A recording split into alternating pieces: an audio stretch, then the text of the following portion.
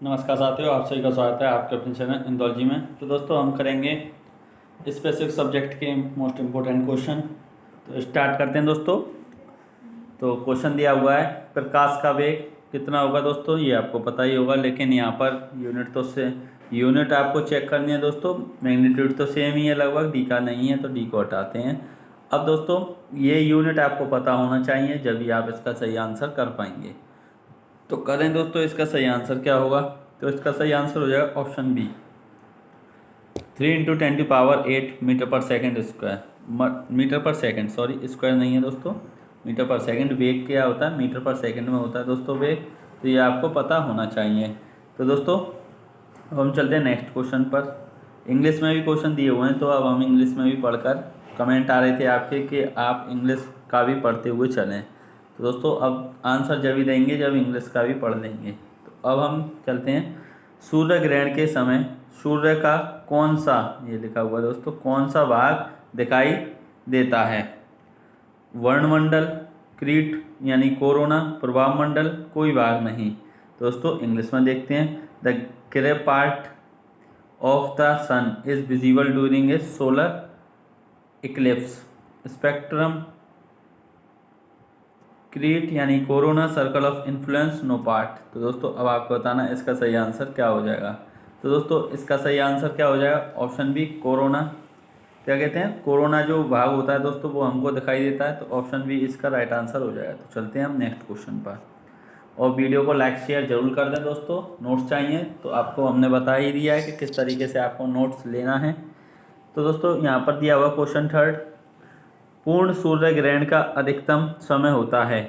पूर्ण सूर्य ग्रहण का अधिकतम समय होता है 250 सेकंड, 460 सेकंड, 500 सेकंड, 600 सेकंड। तो दोस्तों इंग्लिश में देखते हैं इसको, the maximum time of total solar Eclipse is 250 second, 460 second, 500 second, 600 second. तो दोस्तों इसका सही आंसर क्या हो जाएगा, ऑप्शन बी इसका राइट आंसर हो जाएगा, 460 सेकंड इसका राइट आंसर हो जाएगा। तो चलते हैं दोस्तों नेक्स्ट क्वेश्चन पर। तो क्वेश्चन दिया हुआ है, सूर्य ग्रहण तब होता है जब चंद्रमा बीच में होता है, पृथ्वी बीच में हो, सूर्य बीच में हो, सूर्य, चंद्रमा तथा पृथ्वी एक रेखा में हो, तथा बृहस्पति उस रेखा में ना हो। तो दोस्तों सिर्फ ये चंद्र ग्रहण और सूर्य ग्रहण पड़ते हैं, तो सूर्य, चंद्रमा और पृथ्वी का ही इनमें रिलेशन है, बृहस्पति और कोई ग्रह नहीं आता है। तो ऑप्शन डी तो हमारा गलत हो जाएगा। तो अब हम यहाँ पर देखें तो हमारा आंसर क्या होगा। पहले हम इंग्लिश की ओर चलते हैं। तो solar eclipse occur when moon is in the middle, earth is in the middle, sun is in the middle, sun, moon and earth should be in one line, Jupiter should not be in that line. तो दोस्तों अब आपको बताना है इसका सही answer क्या हो जाएगा। तो सूर्य ग्रहण दोस्तों कब पड़ता है, जब चंद्रमा बीच में आ जाता है। ऑप्शन ए दोस्तों इसका राइट आंसर हो जाएगा, ऑप्शन ए। क्या हो जाएगा दोस्तों, moon is in the middle. चलते हैं हम नेक्स्ट क्वेश्चन पर। तो क्वेश्चन दिया हुआ है, चंद्र ग्रहण घटित होता है, चंद्र ग्रहण घटित होता है अमावस्या के दिन, पूर्णिमा के दिन, अर्धचंद्र के दिन, अमावस्या एवं पूर्णिमा के दिन। दोस्तों अब आपको बताना है चंद्र ग्रहण कब घटित होता है। तो इंग्लिश में देखते हैं, lunar eclipse occur new moon day, full moon day, half moon day, new moon day and full moon day. तो दोस्तों अब आपको बताना है इसका सही आंसर क्या हो जाएगा। तो दोस्तों इसका सही आंसर हो जाएगा, जो चंद्र ग्रहण होता है वो पूर्णिमा के दिन होता है। कब होता है, पूर्णिमा के दिन चंद्र ग्रहण होता है, यानी कि full moon day. Option B इसका राइट आंसर हो जाएगा। तो चलते हैं हम नेक्स्ट क्वेश्चन पर। तो क्वेश्चन दिया हुआ है, सूर्य ग्रहण कब होता है, सूर्य ग्रहण कब होता है, अमावस्या, पूर्णिमा के दिन, किसी भी दिन, चतुर्थांश चंद्रमा के दिन। तो दोस्तों इंग्लिश में देखते हैं इसको। तो इंग्लिश में दिया हुआ है, when does the solar eclipse happen, amavasya, full moon day, any day, the day of the quarter moon. तो दोस्तों इसका सही आंसर क्या हो जाएगा, चंद्र ग्रहण अभी हमने देखा था वो दोस्तों कब, पूर्णिमा के दिन होता है। तो सूर्य ग्रहण कब होता है, अमावस्या के दिन। ऑप्शन ए दोस्तों इसका राइट आंसर हो जाएगा। कौन सा, ऑप्शन ए इसका राइट आंसर हो जाएगा, अमावस्या। तो चलते हैं दोस्तों नेक्स्ट क्वेश्चन पर। तो क्वेश्चन दिया हुआ है, एक काटा हुआ हीरा क्यों जगमगाता है, इसकी आणविक संरचना के कारण, प्रकाश के शोषण के कारण, पूर्ण आंतरिक परावर्तन के कारण, कुछ अन्य निहित गुणों के कारण। दोस्तों आपको बताना है इसका सही आंसर। इंग्लिश में और पढ़ लेते हैं। Why does N uncut diamond sparkle because of its molecular structure, due to exploitation of light, due to total internal reflection, due to some other inherent quality। तो दोस्तों इसका सही आंसर हो जाएगा टोटल इंटरनल रिफ्लेक्शन, यानी due to total internal reflection. Option C इसका right answer हो जाएगा, पूर्ण आंतरिक परावर्तन के कारण। तो दोस्तों चलते हैं हम नेक्स्ट क्वेश्चन पर। तो क्वेश्चन दिया हुआ है, पानी से भरे किसी बर्तन में पड़ा हुआ सिक्का किस कारण थोड़ा उठा हुआ प्रतीत होता है। तो दोस्तों ये अपवर्तन के कारण, इसमें ऑप्शन लगा हुआ है टिक पहले से, अपवर्तन के कारण दोस्तों ऑप्शन बी इसका राइट आंसर हो जाएगा, यानी due to refraction. Why does a coin lying in a vessel filled with water appear slightly raised due to refraction of light. दोस्तों रिफ्लेक्शन ऑफ लाइट के कारण हमको कोई भी चीज़, जैसे पानी में कोई भी चीज़ पड़ी हुई है वो ऊपर उठी हुई दिखाई देती है। तो ये किसके कारण होता है, ड्यू टू रिफ्रैक्शन। तो चलते हैं हम नेक्स्ट क्वेश्चन पर।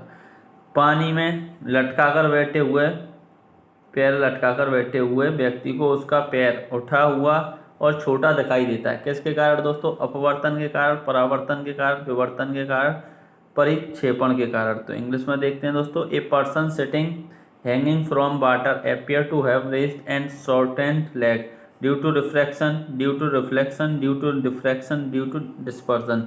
तो दोस्तों जब ऊपर और छोटा दिखाई देगा तो किसके कारण, due to refraction. Option A इसका राइट आंसर हो जाएगा, यानी कि अपवर्तन के कारण दोस्तों इसका राइट आंसर हो जाएगा। तो चलते हैं हम नेक्स्ट क्वेश्चन पर। तो क्वेश्चन दिया हुआ है, जब कोई कॉम्पैक्ट डिस्क सूर्य के प्रकाश में देखी जाती है तो इंद्रधनुष के समान रंग दिखाई देते हैं, उसकी व्याख्या की जा सकती है परावर्तन एवं विवर्तन की परिघटना के आधार पर, परावर्तन और परागम की परिघटना के आधार पर, विवर्तन और परागमन की परिघटना के आधार पर, अपवर्तन, विवर्तन और परागम की परिघटना के आधार पर। तो दोस्तों अब आपको बताना है इसका सही आंसर क्या होगा। तो दोस्तों इंग्लिश में देख लेते हैं। When a compact disc is viewed in sunlight, colours similar to those of a rainbow appear. This can be explained on the basis of the phenomena of reflection and diffraction, on the basis of phenomena of reflection and transmission, on the basis of phenomena of diffraction and transmission, on based on the phenomena of refraction, diffraction and transmission। दोस्तों अब आपको बताना है इसका सही answer क्या हो जाएगा। दोस्तों जल्दी से बताएं इसका सही आंसर क्या होगा। तो दोस्तों इसका जो आंसर है वो हो जाएगा ऑप्शन डी इसका राइट आंसर हो जाएगा, अपवर्तन और विवर्तन एवं परागम की परिघटना के आधार पर, यानी कि दोस्तों based on the phenomena of refraction, diffraction and transmission. तो चलते हैं हम नेक्स्ट क्वेश्चन पर। तो क्वेश्चन दिया हुआ है, जल के अंदर पड़ी हुई मछली किस कारण से अपनी वास्तविक गहराई से कुछ ऊपर उठी हुई दिखाई देती है, प्रकाश के विवर्तन के कारण, प्रकाश के अपवर्तन के कारण, प्रकाश के ध्रुवण के कारण, प्रकाश के परावर्तन के कारण। तो दोस्तों इंग्लिश में देखते हैं। Why does a fish lying under water appear to be raised slightly above its actual depth due to diffraction of light, due to refraction of light, due to polarization of light, due to reflection of light। तो दोस्तों इसका सही answer क्या हो जाएगा, due to refraction of light. Option B इसका right answer हो जाएगा, ऑप्शन बी यानी कि प्रकाश के अपवर्तन के कारण। ऑप्शन बी दोस्तों इसका राइट आंसर हो जाएगा। तो चलते हैं हम नेक्स्ट क्वेश्चन पर। तो क्वेश्चन दिया हुआ है, जल के अंदर मौजूद व्यक्ति को किस कारण जल की सतह से ऊपर की वस्तु अपनी वास्तविक स्थिति से अपेक्षाकृत ऊंची दिखाई प्रतीत होती है, प्रकाश के अपवर्तन के कारण, प्रकाश के परावर्तन के कारण, प्रकाश के व्यतिकरण के कारण, प्रकाश के विवर्तन के कारण। दोस्तों अब हम इसको इंग्लिश में पढ़ते हैं। Due to which the person present inside the water appear to be set as higher height than its actual position above the surface of water, cause of refraction of light, due to reflection of light, due to personification of light, due to diffraction of light। तो दोस्तों due to refraction of light यानी कि option A इसका right answer हो जाएगा, option A. तो यहाँ पर भी देखें प्रकाश के अपवर्तन के कारण। तो चलते हैं हम नेक्स्ट क्वेश्चन पर। दोस्तों क्वेश्चन दिया हुआ है, पानी में डूबी हुई एक छड़ी किस समृद्धि के कारण मुड़ी हुई प्रतीत होती है। तो दोस्तों ये आपको पता ही है, प्रकाश के अपवर्तन के कारण। क्या, किसके कारण, refraction of light. Option C इसका राइट आंसर हो जाए। तो चलते हैं हम नेक्स्ट क्वेश्चन पर। प्रकाश की किरण विरल माध्यम से सघन माध्यम में जाती है तो वह सीधी दिशा में चली जाती है, विलंब की ओर झुक जाती है, अविलंब की दूर हटती है, इनमें से कोई नहीं। तो दोस्तों अब हम इंग्लिश में पढ़ते हैं। तो when a ray of light passes from a rare medium to denser medium, it goes in a straight direction, bend toward the normal or moves away from the normal or none of these। तो दोस्तों जो rare medium से, अगर ये हमारी यहाँ पर एक नॉर्मल है दोस्तों, तो रेयर मीडियम से दोस्तों आ रही है और ये इस तरीके से जानी चाहिए, लेकिन ये इधर मुड़ जाएगी, तो ये क्या होगा, bend toward the normal, normal की ओर दोस्तों बेंड हो जाएगी जब रेयर से डेंसर में जा रही है, और डेंसर से अगर रेयर में जाएगी तो दोस्तों दूर हो जाएगी। तो चलते हैं नेक्स्ट क्वेश्चन पर। तो क्वेश्चन दिया हुआ है, पूर्ण आंतरिक परावर्तन होता है जब प्रकाश होता है विरल माध्यम से सघन माध्यम की ओर, अपवर्तन कोण क्रांति की कोण से अधिक के साथ सघन माध्यम को और आपतन कोण से अधिक के साथ, विरल माध्यम से सघन माध्यम की ओर, सघन माध्यम से विरल माध्यम की ओर। Total internal reflection occur when it light is from rare medium to denser medium with angle of incident greater the critical angle, dense medium with an angle of incident greater than, from rare medium to denser medium, from denser medium to rare medium। तो दोस्तों इसका सही answer हो जाएगा option B दोस्तों, dense medium with angle of incidence greater than, और option B दोस्तों यहाँ पर भी आप लगाना है सघन माध्यम को और आपतन कोण से अधिक के साथ। दोस्तों हम जल्दी जल्दी करा रहे हैं क्योंकि जो हिंदी वाले हैं वो बोर हो जाते हैं इंग्लिश वालों से और इंग्लिश वाले हिंदी वालों से, तो आप ऐसा ना करें, जल्दी हो जाएगा, कोई ज़्यादा बड़ी वीडियो नहीं रहती है, इसी वजह से हम ज़्यादा बड़ी वीडियो नहीं लाते हैं। दोस्तों अब यहाँ पर इंद्रधनुष किस कारण से बनता है, अपवर्तन और परिक्षेपण, प्रकीर्ण और अपवर्तन, विवर्तन और अपवर्तन, अपवर्तन और परावर्तन। तो दोस्तों अब हम इसको देखते हैं इंग्लिश में। The cause a rainbow to form, refraction and depression, scattering and refraction, diffraction and refraction, refraction and reflection. तो दोस्तों अब आपको बताना है इसका सही आंसर क्या हो जाएगा। तो दोस्तों क्वेश्चन नंबर 16 का आपको आंसर बताना है। तो दोस्तों इसका सही आंसर हो जाएगा ऑप्शन डी, रिफ्रैक्शन और रिफ्लेक्शन के कारण ये बनता है दोस्तों, अपवर्तन और परावर्तन के कारण। चलते हैं हम नेक्स्ट क्वेश्चन पर। मृगमराज बनाने वाली परिघटना को कहते हैं। तो दोस्तों इसको कहते हैं हम यहाँ पर देख लें, what is the phenomena that create a mirage called, दोस्तों total internal reflection. Option D इसका राइट आंसर हो जाएगा, ऑप्शन डी पूर्ण आंतरिक परावर्तन। तो दोस्तों चलते हैं हम नेक्स्ट क्वेश्चन पर। पेट या शरीर के एनी आंतरिक अंगों को के अन्वेषण के लिए प्रयुक्त तकनीक एंडोस्कोपी आधारित है। The technique used for exploration of the stomach of or any internal organ of the body is based on the endoscopy। तो दोस्तों ये इसका सही आंसर क्या हो जाएगा, तो इसका सही आंसर हो जाएगा पूर्ण आंतरिक परावर्तन कारण दोस्तों, प्रवर्तन परिघटना के कारण, यानी कि दोस्तों ऑप्शन ए इसका राइट आंसर हो जाएगा, फुल इंटरनल फोर्सिंग फेनोमेना। तो चलते हैं नेक्स्ट क्वेश्चन पर।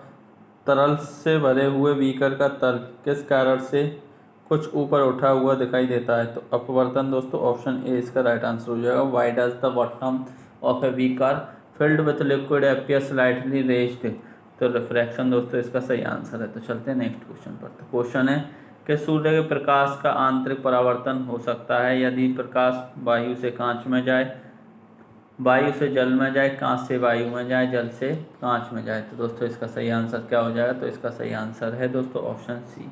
इंग्लिश में भी देख लेते हैं। Internal reflection of light from the sun can take place if the light go through glass to air. दोस्तों इसका राइट आंसर हो जाएगा। तो चलते हैं हम अब वीडियो को एंड करते हैं दोस्तों। 20 क्वेश्चन आपके कंप्लीट हो गए।